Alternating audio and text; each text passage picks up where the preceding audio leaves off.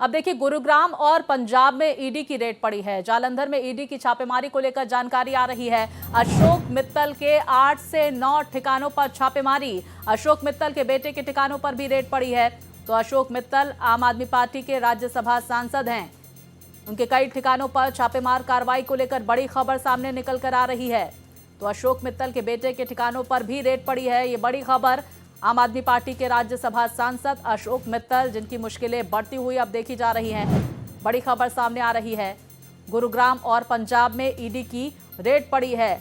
जालंधर में भी enforcement directorate की छापेमारी को लेकर जानकारी। अशोक मित्तल की 8 से 9 ठिकानों पर छापेमार कार्रवाई हुई है। उनके बेटे के ठिकानों पर भी रेड पड़ी है ईडी की। तो देखिए, आम आदमी पार्टी के राज्यसभा सांसद हैं अशोक मित्तल। विस्तार से जानकारी के साथ मेरे सहयोगी गोपाल लगातार हमारे साथ बने हुए हैं। अशोक मित्तल को लेकर बड़ी जानकारी आ रही है गोपाल कि 8 से 9 ठिकानों पर रेड पड़ी है और उनके बेटे के भी ठिकानों पर रेड पड़ी है। क्या कुछ बरामद हुआ और क्या अभी भी ये रेड जारी है? जी बिल्कुल स्वाति, अभी भी ईडी इस मामले में छापेमारी कर रही है। तो ईडी की टीम दिल्ली से 7 बजे जालंधर की निकली थी और जालंधर, गुड़गांव सहित लगभग 9 ठिकानों पर ईडी की छापेमारी चल रही है। और इसमें कहा जा रहा है कि न सिर्फ अशोक मित्तल बल्कि उनके बेटे के यहाँ भी छापेमारी चल रही है। उनके ऑफिस, निवास स्थान और साथ ही जो लवली यूनिवर्सिटी है जिसके वो चांसलर हैं, वहां पर भी यह छापेमारी चल रही है। क्योंकि हाल ही में जिस तरीके से राघव चड्ढा को उपनेता पद से हटा करके और अशोक मित्तल को उपनेता बनाया गया था, उसके बाद से जो है ईडी ने इस मामले में जांच शुरू की थी। हालांकि ईडी का मानना है कि मनी लॉन्ड्रिंग के तहत इनके खिलाफ मामला बनता है और इन्होंने पैसे की हेरफेर की है, जिसके चलते ईडी ने इस मामले में एफआईआर दर्ज कर रखा है और इसी सिलसिले में यह छापेमारी चल रही है। ईडी ने यह भी साफ किया है कि ऐसा नहीं है कि राघव चड्ढा के हटाए जाने के बाद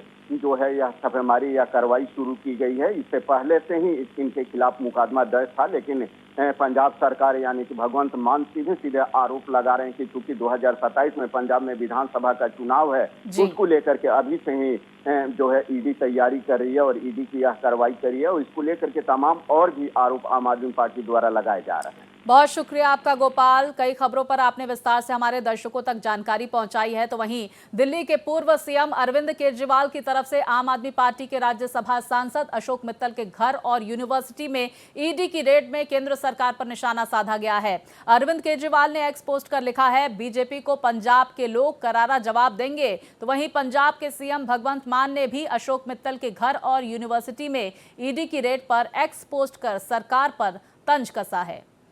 तो देखिए, अरविंद केजरीवाल की तरफ से पोस्ट किया गया, जो आप अपनी टीवी स्क्रीन पर देख सकते हैं। इसके साथ ही पंजाब के मुख्यमंत्री भगवंत मान की तरफ से भी निशाना साधा गया है। तो देखिए, अशोक मित्तल के घर और उनकी यूनिवर्सिटी पर जिस तरह से छापेमार कार्रवाई की गई है ईडी की तरफ से, अब उसको लेकर आम आदमी पार्टी हमलावर होती हुई। हालांकि छापेमार कार्रवाई लगातार जारी है।